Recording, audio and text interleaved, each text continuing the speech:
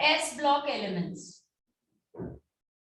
जब हम S block elements की बात करते हैं तो हमारे पास दो ग्रुप आते हैं, दैट इज फर्स्ट ग्रुप जिसे हम एल्कलाइन मेटल्स बोलते हैं। हम इन्हें एल्कलाइन मेटल्स क्यों बोलते हैं? Now the question come, because इनके जो भी मेटल्स हैं, that metals when react with water they form a alkaline. ठीक है, इसलिए हम इन्हें एल्कलाइन मेटल्स बोलते हैं। सेकंड हम बोल रहे हैं alkaline earth metals.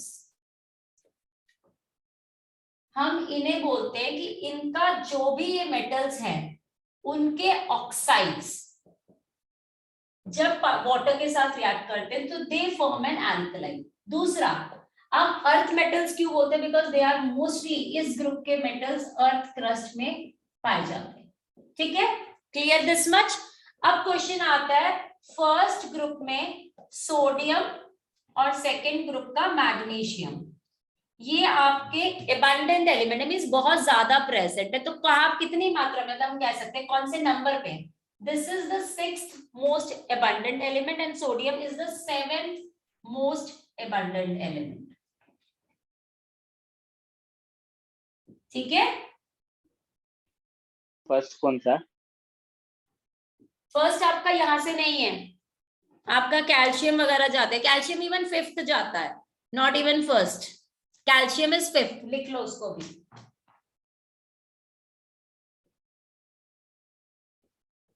This is 5th most abundant. अब आते हैं कि अब नाम याद रखने हैं। तो फर्स्ट ग्रुप के नेम्स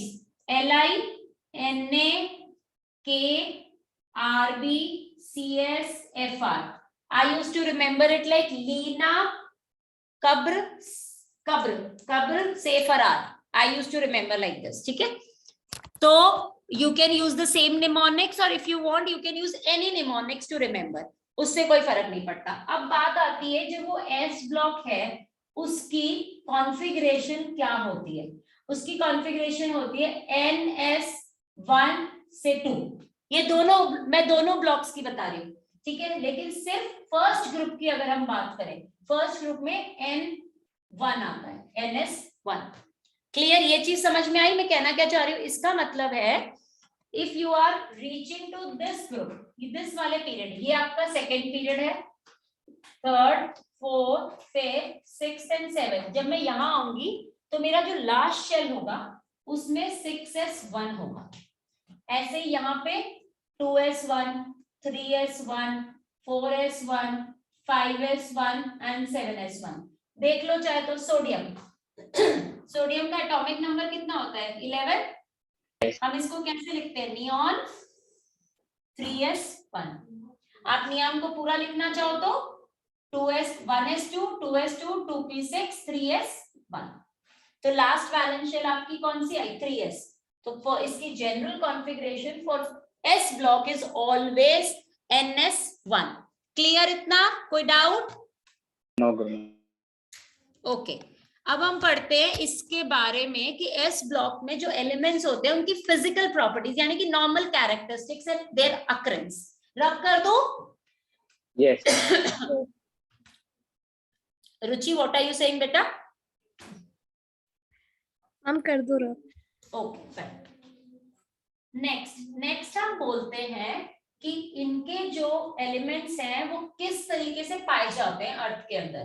तो फर्स्ट ग्रुप एलिमेंट्स में अगर सबसे कॉमनली जो हम घर पे भी यूज करते हैं वो कौन सा होता है बताओ? सोडियम। सोडियम को हम किस फॉर्म में यूज करते हैं? रॉक सॉल्ट के फॉर्म में। तो अकरेंस, अगर मैं अकरेंस की बात करी तो मैं कह रही हूँ सोडियम हमें NaCl की फॉर्म में सबसे ज्यादा मिलता है, जिसे हम रॉक सॉल्ट भी बोलते हैं। ठीक है, और बताओ लिथियम किस फॉर्म में मिलता है हमें? कुछ आइडिया है? नहीं है? It forms a complex salt, lithium, aluminium, silicate का। ठीक है, it's a complex salt, but what? इसे हम कहाँ यूज करते हैं? ये आपका यूज नहीं होता, these are different ores, ये ओर होते हैं जो आपको अर्थ क्रस्ट से इसी फॉर्म में मिलते हैं, फिर हम इससे एक्सट्रैक्शन करते हैं लिथियम का। जैसे NaCl आपको रॉक सॉल्ट की फॉर्म में मिलता है, आप वो रॉक सॉल्ट थोड़ा ना खाते हो। मोस्टली वो रॉक सॉल्ट हम कहाँ यूज करते हैं, मंदिर की पूजा करने में, राइट। तो मंदिर की जो पूजा का खाना बनता है उसमें हम उस रॉक सॉल्ट को यूज करते हैं। क्यों यूज करते हैं? क्योंकि कहा जाता है इसमें कोई केमिकल्स प्रेजेंट नहीं है, इसलिए भगवान का जो भोग बनता है उसमें हम रॉक सॉल्ट यूज करते हैं। बट हम जनरली उसको घर में क्यों नहीं खाते? क्योंकि उसमें वो हम लोगों को कुछ ऐसे सॉल्ट्स चाहिए होते हैं जो हमारी बॉडी के लिए इंपॉर्टेंट होते हैं, वो इसमें डायरेक्टली नहीं प्रेजेंट होते हैं। That's why we eat iodized salt, जिसमें आयोडीन भी थोड़ा सा प्रेजेंट हो। ऐसे ही लिथियम को एक्सट्रैक्ट करने के लिए उसका ओर है, जैसे आयरन का मैग्नेटाइट ओर होता है, like this. Clear Advik? Yes Guru. Clear हुआ? यस। ओके। अब इस ग्रुप में हम फ्रांशियम को नहीं पढ़ते। रीजन, ये एक रेडियो एक्टिव एलिमेंट है, तो इसकी प्रॉपर्टीज ना इनके मुकाबले बहुत डिफरेंट हो जाती हैं। तो we don't study francium when we study about first group elements, ठीक है। Now characteristics. कैरेक्टरिस्टिक्स में पहला कैरेक्टरिस्टिक होता है एटॉमिक साइज। ये हमने 10th में भी पढ़ा है। While going down the group क्या होता है एटॉमिक साइज को? इंक्रीज। क्यों? Because number of shells increases. As number of shells increases. Clear? Okay. Second characteristics है हमारा इसका ionic enthalpy, means ionization enthalpy. अब इनकी ionization enthalpy कैसी होती है बताओ?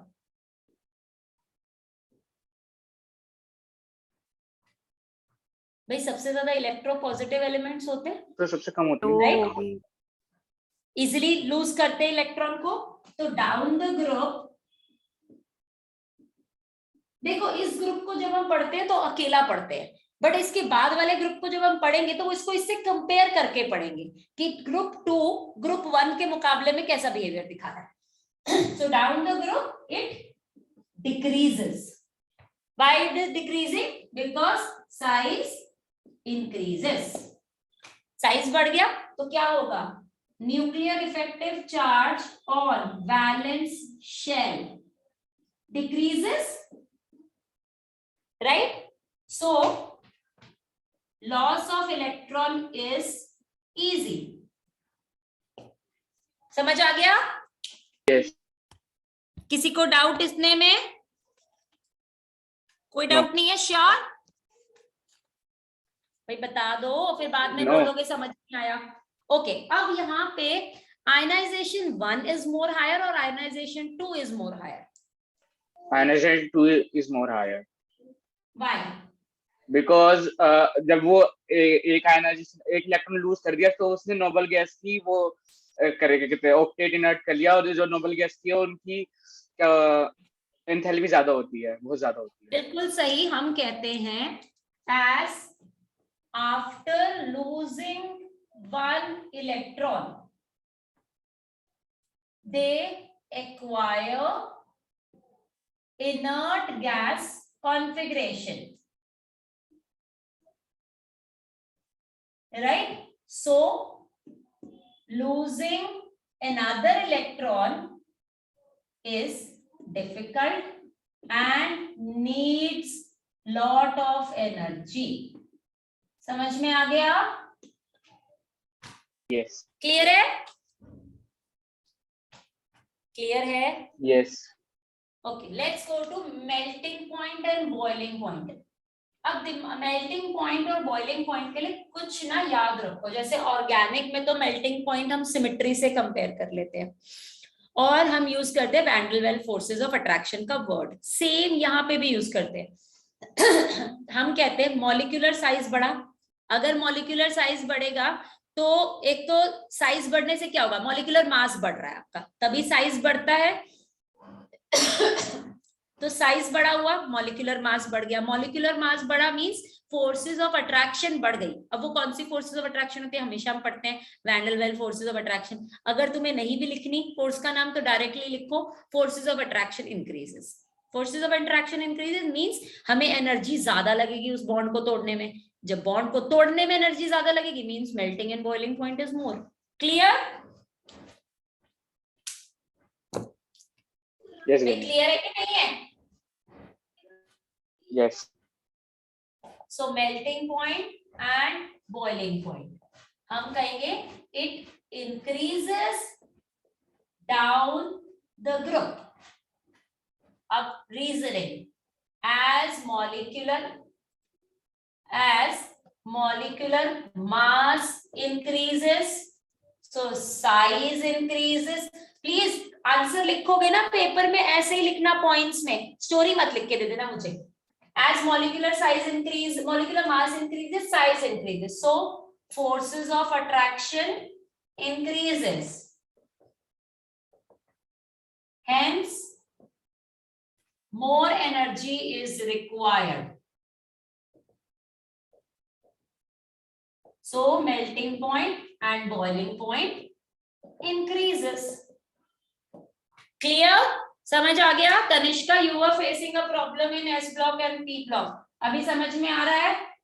Yes, for next point, next हमारा आता है डेंसिटी। अब डेंसिटी का फॉर्मूला हमने पढ़ा है mass by volume. You tell me down the group क्या होगा?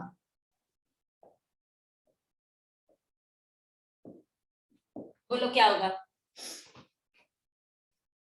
डेंसिटी बढ़ेगी। कैसे बढ़ेगी? मास बढ़ रहा है इसलिए।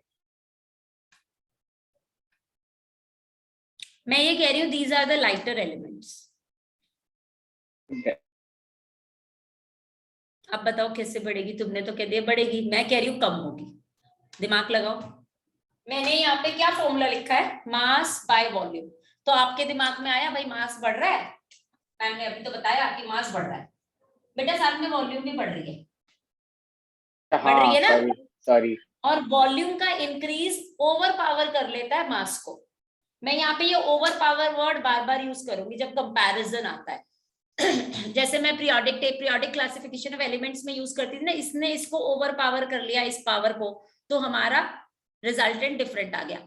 तो यही चीज यहाँ होती है। यहाँ पे क्या होगा? मास इंक्रीज करेगा बट साथ साथ वॉल्यूम भी इंक्रीज कर रहा है और वॉल्यूम का इंक्रीज ज्यादा है एज कंपेयर टू मास, तो इस वजह से हमारी डेंसिटी डिक्रीज कर जाती है। क्लियर? सो राइट डाउन, दो मास increases down the group but volume also increases. Volume increase is more as compared to atomic mass, so density decreases. और यहाँ पे एक और चीज रख लो, दे आर लाइटर एलिमेंट्स। हमने पढ़ा नहीं है सोडियम फ्लोट करता है पानी पे, लिथियम फ्लोट करता है पानी पे, right? So they are quite low. हम ये कह सकते हैं they are very very low as compare to other metals. और इनमें जो मेन आते हैं नाम वो लिख लो, लिथियम, सोडियम एंड पोटेशियम। ये तो बहुत ही लाइटर एलिमेंट्स में आ जाते हैं। ठीक है, इतने लाइटर है कि वाटर के ऊपर तैरने लगते हैं। तो यानी ये पानी की डेंसिटी के हिसाब से भी अगर इसको कंपेयर करा जाए तो ये उससे भी लाइटर है। समझ आ गया? रब कर दूं? ऊपर वाला करना बस। ओके।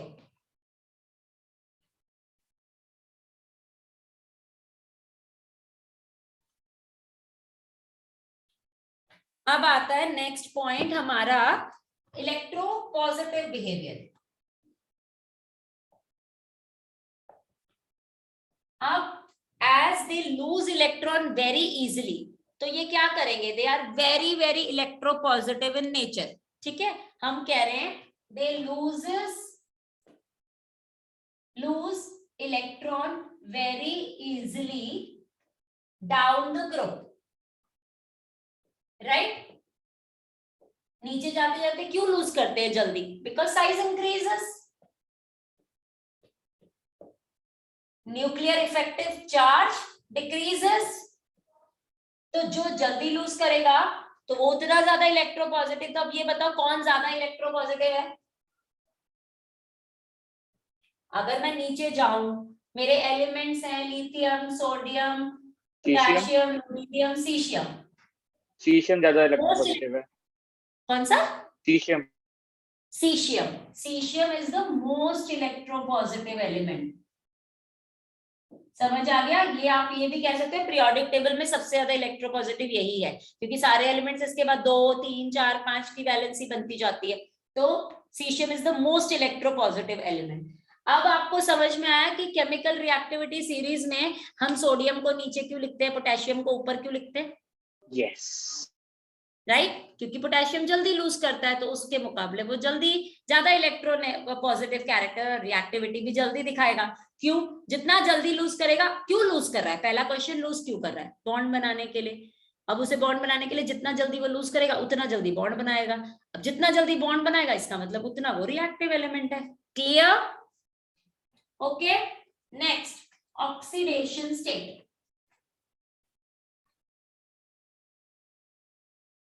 जब हम ऑक्सीडेशन स्टेट की बात करते हैं तो ये कौन सी ऑक्सीडेशन स्टेट में सबसे ज्यादा स्टेबल होते हैं?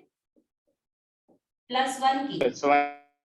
राइट, ये हमेशा +1 ही बनाते हैं। आप देख लो, lithium +1, potassium +1, sodium +1, caesium +1, rubidium +1, सारे +1 की ही ऑक्सीडेशन स्टेट बनाते हैं। क्यों बनाते हैं? सेम रीजन, वैलेंस शेल में एक ही इलेक्ट्रॉन होता है उनके, उसके बाद वो इनर्ट गैस कॉन्फ़िगरेशन ले लेते हैं। That is the reason they form. तो हम इन्हें क्या बोलते हैं? मोनोवैलेंट। क्लियर? समझ में आ गया? Yes sir. दूसरी चीज, किस तरीके के कंपाउंड्स बनाते हैं? आयनिक।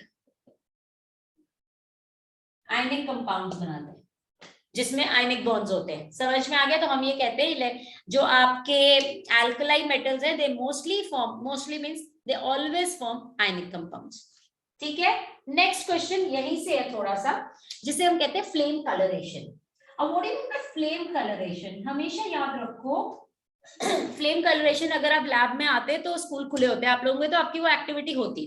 वो क्या कहता है? अगर मैंने किसी एलिमेंट को ले जाके आग में रखा तो वो एलिमेंट एक कलर देता है। राइट, ये होता है फ्लेम कलरेशन सिंपल लैंग्वेज में। अब ऐसा क्यों करता है वो? क्योंकि हम उसे एनर्जी दे रहे हैं। जब हम उसे एनर्जी दे रहे हैं तो जब मैं अगर सपोज करो this is the element and this is fire, जब मैं इसको इसके पास लेके जा रही हूँ तो सबसे पहले इसके टच में कौन आता है? लास्ट के शेल्स आ जाते हैं। ठीक है, उनको एनर्जी मिलती है, वो हायर लेवल में जाना शुरू करते हैं। जब जाते हैं तो वहां तो स्टेबल नहीं हो पाते, तो वापस आना चाहते हैं। जब वापस आने की कोशिश करते हैं तो वो एनर्जी को रेडिएट करना शुरू करते हैं। तो वो जो एनर्जी को रेडिएट करते हैं वो हमें नजर आती है विजिबल रेंज में। तो दैट इज इस पूरे फिनोमिनन को हम कहते हैं फ्लेम कलरेशन। जो आपको इफ यू रिमेंबर आपने वो पढ़ा था, photo electric effect in chemical bonding. हमने केमिकल बॉन्डिंग में पढ़ा था, नहीं स्ट्रक्चर ऑफ एटम में पढ़ा। Right, structure of atom. Right, याद है? फोटो इलेक्ट्रिक इफेक्ट मींस मैंने कोई सूटेबल अमाउंट की एनर्जी उस पर्टिकुलर मेटल पे डाली तो क्या होगा? वो मेटल एक्साइट होगा। वो मेटल एक्साइट होगा तो उसका इलेक्ट्रॉन बाहर निकलेगा। राइट, तो मुझे उस मेटल का एक कलर नजर आने लगता है। तो यही एक तरीके का यही फिनोमिना है। मैंने एक एलिमेंट को आग के पास लेकर गई, उसने एनर्जी गेन करी, एनर्जी गेन कर कर वो हायर लेवल में एक्साइट हुआ जहां वो स्टेबल नहीं है, फिर वो वापस आएगा।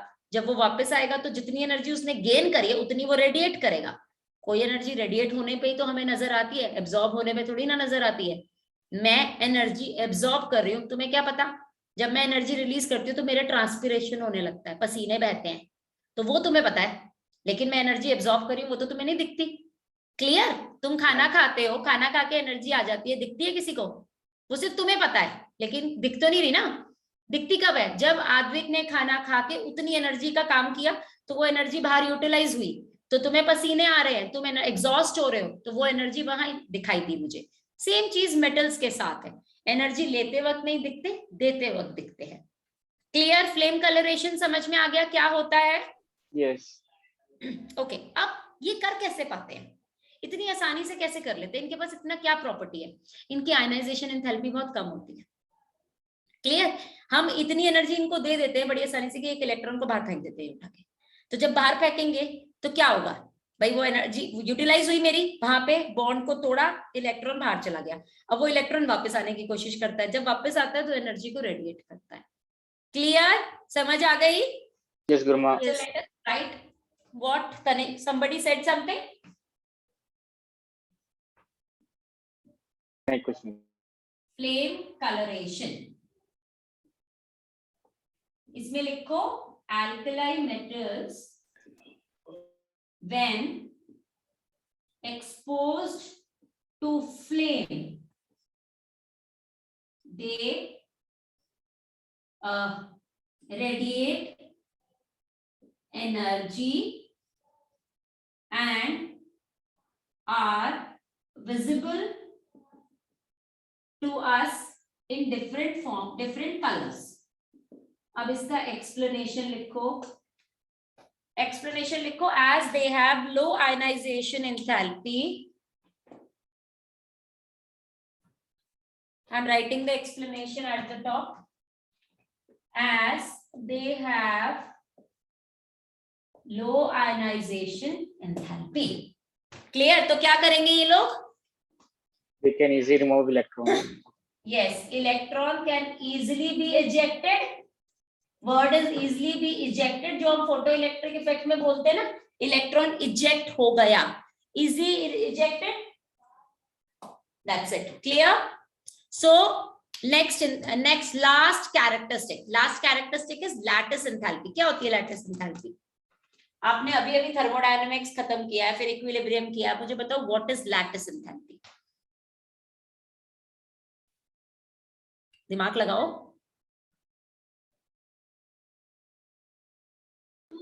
Energy required to break the 1 mole of compound. बिल्कुल।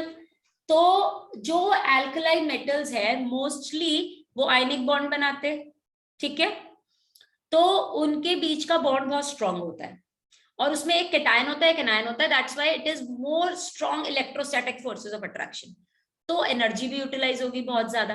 अब आप दिमाग, इसमें क्वेश्चन कैसे आता है? क्वेश्चन इज दिस, इनकी लैटिस एंथैल्पी नॉर्मली हाई होती है, बट ये क्वेश्चन आता कैसे? हम बोलेंगे मुझे टॉप टू बॉटम जाना है एस ब्लॉक के अंदर, और उसके अंदर मैंने तुम्हें कंपाउंड दिया है NaCl, lithium chloride, potassium chloride, rubidium chloride and caesium chloride. मुझे बताओ इस कंपाउंड में लैटिस एंथैल्पी का ट्रेंड। तो आपको दिमाग में क्या रखना है? आपको दिमाग में ये चीज रखनी है कि इसमें कैटायन तो कांस्टेंट है, सॉरी एनायन तो कांस्टेंट है, हर जगह कैटायन चेंज हो रहा है, यानी साइज किसका चेंज हो रहा है? साइज चेंज हो रहा है कैटायन का, और जब कैटायन का साइज डाउन द ग्रुप जाता है तो क्या होता है? साइज डिक्रीज होता है, साइज डिक्रीज होता है, डिक्रीज होता है, चौकटे पड़ेंगे ना।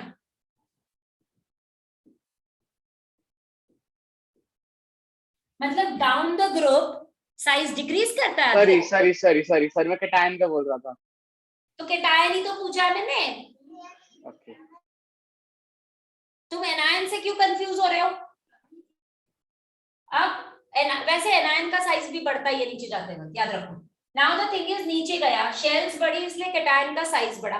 क्या Cl का साइज बढ़ेगा? Cl तो यहां से लेकर यहां तक कांस्टेंट है पूरा, उसके साइज में फर्क नहीं आ रहा, वो एक ही एलिमेंट है क्योंकि हम उसी के बारे में बात कर रहे हैं।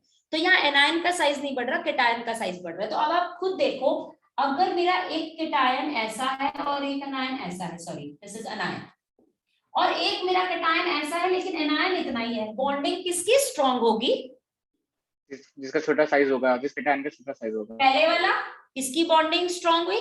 तो अब आप यहाँ बताओ किसकी लैटिस एंथैल्पी सबसे ज्यादा स्ट्रांग होगी? LiCl। बिल्कुल सही। सो आंसर मिल गया लैटिस एंथैल्पी का। यस और नो? यस। अब क्वेश्चन आता है उल्टा, उल्टा करते हैं इसको। अब मैं सपोज करो Cl के साथ सारे में क्या नाम है, कैटायन को मैं कांस्टेंट कर रही हूँ, एनायन चेंज कर रही हूँ। Let's take that example. अब मैंने क्या किया, मैंने Na को लिया F के साथ, फिर मैंने Na को लिया Cl के साथ, फिर मैंने Na को लिया Br के साथ और Na को लिया I के साथ। है तो ये भी आयनिक बॉन्ड ही, एक केटायन है, एक एनायन है। अब इसमें क्या ट्रेंड चलेगा? केटायन का साइज सेम है, एनायन का साइज नीचे जाते हुए बढ़ता है, राइट? यस, अगर साइज बढ़ रहा है तो बॉन्डिंग कहाँ पे स्ट्रॉन्ग होगी? जहाँ पे छोटा साइज होगा। तो यानी ये ही स्ट्रॉन्ग होगी, ठीक है? तो आपको क्या याद रखना है, आप चाहे कैटायन कॉमन करो चाहे एनायन कॉमन करो, हमेशा नीचे जाते वक्त लैटिस एंथैल्पी कम होती है। क्यों? क्योंकि बॉन्ड अगर आप नॉर्मली भी देखो ना, एलिमेंट्स को तोड़ने में लैटिस एंथैल्पी कम रहेगी अगर साइज बड़ा होता है। हमने यही पढ़ा है ना, साइज बड़ा होगा, बॉन्ड लेंथ बढ़ेगी, एनर्जी कम यूज होगी तोड़ने के अंदर। क्लियर? दिमाग में आ गया? Yes. Here your physical properties are over for S block. ठीक है? Advik, now you can stop the recording.